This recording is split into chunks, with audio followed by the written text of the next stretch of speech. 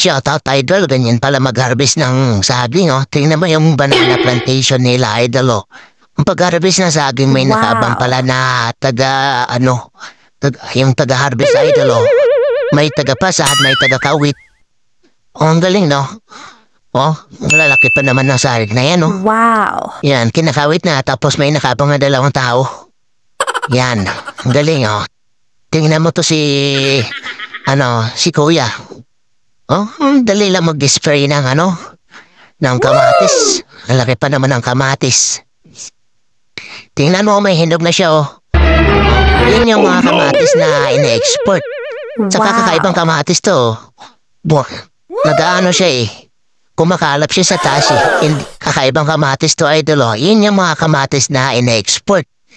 Oh, tingnan mo si Kuya nagsasalansa ng kamatis dun sa taas. Ay, kumakalap talaga to. Parang nga siyang balagon. Oh, parang sitaw siya, idol. Oh, ito naman si ate nag-aano ng kamatis. O mano-mano yung spray niya. Siguro may mga dyan insekto kaya uod.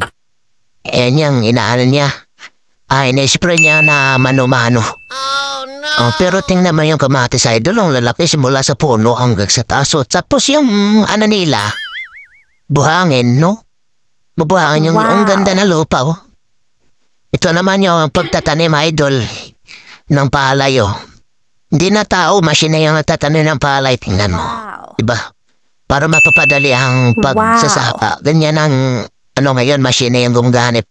Tingnan mo yung nagtatanim mo. Machine yung nagtatanim, idol. Oh. Diba? Pantay-pantay pa. Saka maganda pagkabaging ng palay, oh. Pulido. Pulido yung pagtatanim. Diba? Ito naman yung malalaki na yung mais pero inaano pa rin, may nagsasawa pa rin ng tubig. Siguro pampaano yan sa bulaklak o kaya sa bunga. Mawala ng mga insekto. Kaya yan, oh. Kasi malaki na yan, eh. May mga bunga na yan, eh. Dapat maliliit pa lang. Pero ang galing, oh. Kahit malalaki na yung mga mais, oh, may nagsusupply pa rin ng tubig. Ayan.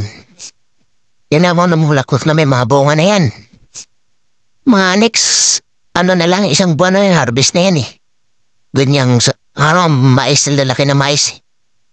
O, tingnan mo yung tubig, idol, oh. Inaano ng bakal. Galing na idea. O, tingnan mo si Denday, oh. Chill-chill lang sa pag-aararo. Tingnan mo, lalim ng araro niyo. Diba? Shoutout sa mga magsasaka natin dyan na magagaling sa paghahanap buhay, idol. Gumagamit na sila ngayon ng makinarya. Shoutout sa mga nanonood natin dyan na mga magsasaka.